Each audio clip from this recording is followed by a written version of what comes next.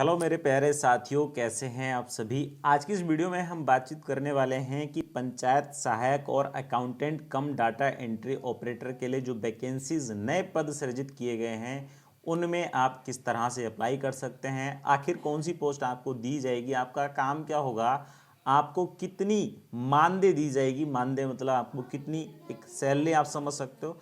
लेकिन बच्चे ध्यान रखिए, सैलरी और मानदेय में मतलब वेतन में और मानदेय में अंतर ये होता है कि जब आपसे संविदा पर काम करवाया जाए तो अब आपको मानदेय दिया जाता है, और जब आपसे परमानेंट रूप से काम लिया जाए तो आपको वेतन दिया जाता है। ठीक है, तो यहाँ पर मानदेय आपको मिलने वाला है, मानदेय मिल रहा है, इसका मतलब डायरेक्टली आप समझ सकते हो कि संविदा पर वैकेंसी है। अब संविदा पर वैकेंसी कितने गांव के लिए कितनी है वो समझिए। देखिए, एक एक स्टेप करके बातचीत कर लेंगे कि भाई चयन प्रक्रिया क्या होगी, क्या काम करना होगा, कितनी मानदेय मिल जाएगी, साथ में ये भी बात करेंगे कितने वर्ष के लिए नियुक्त किया जाएगा। अब एक ग्राम पंचायत 5 वर्ष के लिए बनती है, क्या 5 वर्ष के लिए नियुक्ति मिलेगी या नहीं, इस बात पर भी बात करेंगे। ठीक है, इसका भी जिक्र हम करने वाले हैं। वीडियो को लास्ट तक देखिएगा, हर एक डाउट आपका क्लियर हो जाएगा।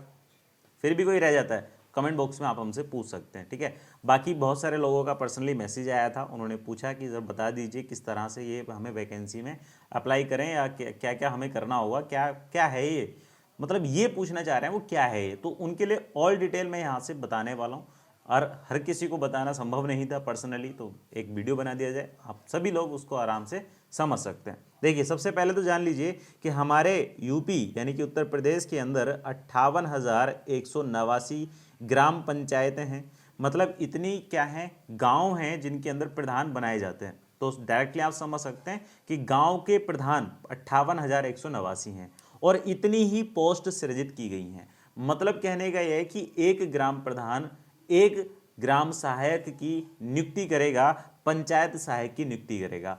अब क्या उसके पास पूरी पावर है पंचायत सहायक की नियुक्ति करने की?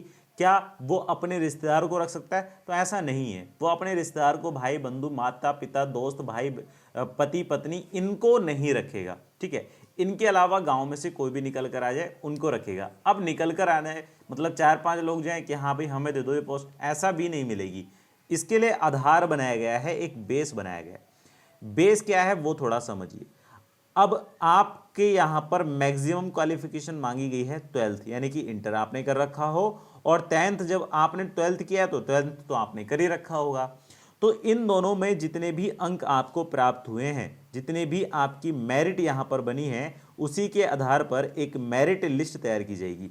जितने लोग फॉर्म को अप्लाई करेंगे उन लोगों की एक मेरिट तैयार की जाएगी कि भाई उनके कितने नंबर हैं। सबसे ज़्यादा नंबर पाने वाले व्यक्ति को सिलेक्ट कर लिया जाएगा, उससे कम नंबर पाने वाले व्यक्ति को सेकंड नंबर पर, और उससे फिर थर्ड नंबर पर, मतलब अवरोही क्रम में रखते चले जाएंगे। अब अगर पहला व्यक्ति काम करने का इच्छुक नहीं है तो दूसरे व्यक्ति को नियुक्ति दे दी जाएगी। बात समझ में आई? क्या गांव का प्रत्येक युवा नियुक्ति कर सकता है? तो ध्यान रखें, 18 से 40 वर्ष तक अगर आपकी उम्र इसके बीच में है तब आप अप्लाई कर सकते हैं, और 18 से 40 के बीच में भी क्या गांव का प्रत्येक युवा करेगा? नहीं नहीं नहीं, यहां समझो थोड़ी सी बात। आपके गांव में जिस आरक्षण के तहत, जिस क्षैतिज आरक्षण के तहत ग्राम प्रधान बना है, उसी के तहत आपको पोस्ट दी जाएगी। मतलब समझिए, अगर किसी गांव के अंदर जनरल का या कह सकते हो आप सामान्य का प्रधान है, कोई भी प्रधान बना, सामान्य सीट थी और वो प्रधान बना, तो जनरल कैंडिडेट यानी कि सामान्य में कोई भी कैंडिडेट अप्लाई कर सकता है, इस पोस्ट को पा सकता है। ठीक, दूसरी बात, अगर मान लीजिए आपके ग्राम में महिला सीट थी, कौन सी महिला सीट थी, तो आपके ग्राम में केवल महिला पंचायत सहायक बन सकती है। ठीक, तीसरी बात, अगर आपके ग्राम में ओबीसी की सीट थी तो आप केवल आपके गांव के अंदर ओबीसी का कैंडिडेट ही क्या बन सकता है? पंचायत सहायक बन सकता है। चौथी बात, अगर आपके गांव के अंदर एससी या एसटी में सीट थी तब एससी या एसटी का कैंडिडेट ही क्या बन सकता है? आपका पंचायत सहायक बन सकता है। इस पंचायत सहायक को एक रूम तैयार करके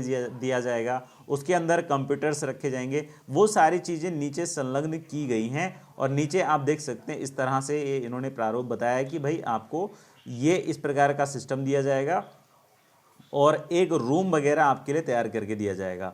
चेयर दी जाएगी, ऑफिस मेज दिए जाएंगे, सोलर पैनल दी जाएगी, दड़ी दी जाएगी, पंखे कमरे की उपलब्धता होगी, डेस्कटॉप होगा, यूपीएस होगा, सीसीटीवी कैमरे होंगे, सहवर्ती उपकरण होंगे। वो सारी चीज़ें आपको उपलब्ध कराई जाएंगी ग्राम पंचायत के ग्राम प्रधान के द्वारा। बात समझ में आई? ग्राम प्रधान के द्वारा वो सारी चीज़ें आपको उपलब्ध कराई जाएंगी।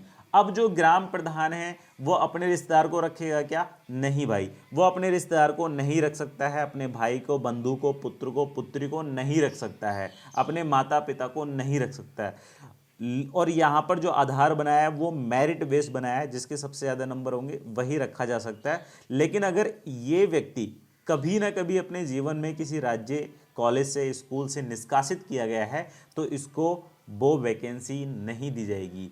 दूसरी बात, अगर इस व्यक्ति का आचरण खराब है तब ये वैकेंसी इसको नहीं दी जाएगी और ग्राम प्रधान का फाइनल फैसला होगा कि भाई किस व्यक्ति को वैकेंसी दी जाए। बात समझ में आई? तीसरी बात, ध्यान रखिएगा कि ग्राम पंचायत का जो सहायक बनेगा, ग्राम पंचायत का जो सहायक बनेगा वो कितने वर्ष के लिए बनेगा? तो ध्यान रखेंगे वो मात्र और मात्र 1 वर्ष के लिए बनेगा। कितने? मात्र और मात्र 1 वर्ष के लिए बनेगा। और ध्यान रखें कि अगर ये 1 वर्ष से या 1 वर्ष में अच्छा आचरण है, इसका अच्छा काम कर रहा है और दोबारा से जब इनका चुनाव होगा, दोबारा से चयन प्रक्रिया की जाएगी तो अगले वर्ष किसी दूसरे व्यक्ति का अगर आवेदन नहीं आता है तब इसी व्यक्ति को अगले वर्ष भी नियुक्त कर दिया जाएगा। मतलब 1+1। और 1+1 का मतलब क्या हुआ बेटा? 1+1 का मतलब हुआ कि आप अधिकतम 2 वर्ष के लिए, कितने? अधिकतम 2 वर्ष के लिए चुने जा सकते हैं ग्राम सहायक, लेकिन इससे ज़्यादा नहीं।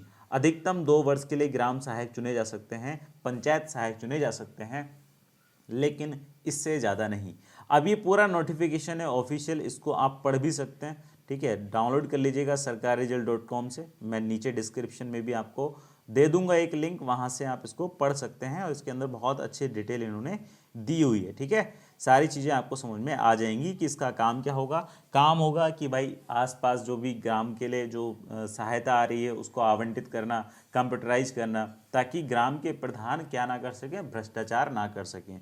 एक बात यहाँ ये भी ध्यान रखिएगा कि जो अप्लाई करने का तरीका है वो 2 तारीख से शुरू हो जाएगा और 15 दिन तक आप अप्लाई कर सकते हैं। कहाँ पर? खंड विकास अधिकारी के पास जाएं और वो फॉर्म सबमिट कर दें। फॉर्म का प्रारूप मैं आपको दिखा देता हूँ।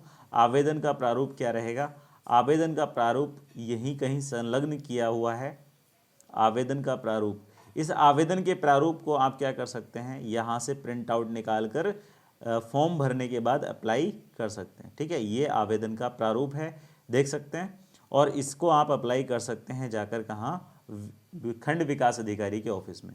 इसके बाद एक अनुबंध किया जाएगा जो चयनित छात्र होगा या चयनित व्यक्ति होगा उसके और प्रधान के बीच में। उस अनुबंध के तहत ही कार्य करना होगा। अगर अनुबंध नहीं होता है तो वो, या अनुबंध से बाहर कोई काम होता है तो उसको पद से निष्कासित किया जाएगा बीच में ही। ये बात भी ध्यान रखिएगा। दूसरी बात, यहाँ पर एक बात ये भी ध्यान रखें कि केवल वही कैंडिडेट बनेगा जो जिस सीट से प्रधान बना है गांव के अंदर, उसी सीट से कैंडिडेट बनेगा। इस बात को ज़रूर विशेष रूप से ध्यान रखिएगा, ठीक है? तो मतलब कहने का ये है कि 5 वर्ष में 5 कैंडिडेट यहाँ पर बन जाएंगे, 5 लोगों को मौका मिल जाएगा। हाँ, मेन इंपॉर्टेंट बात मानदेय की आती है कि भैया मानदेय कितना मिलेगा। तो ध्यान रखिए, मानदेय मिलेगा आपको 6,000 रुपये। कितना? 6,000 रुपये 1 माह का, प्रति माह। मतलब 1 माह काम करो और 6,000 रुपये आपको मिल जाएंगे। तो टोटल 12 महीने में आप कितना कमा सकते हैं? लगा लीजिएगा हिसाब, ठीक है?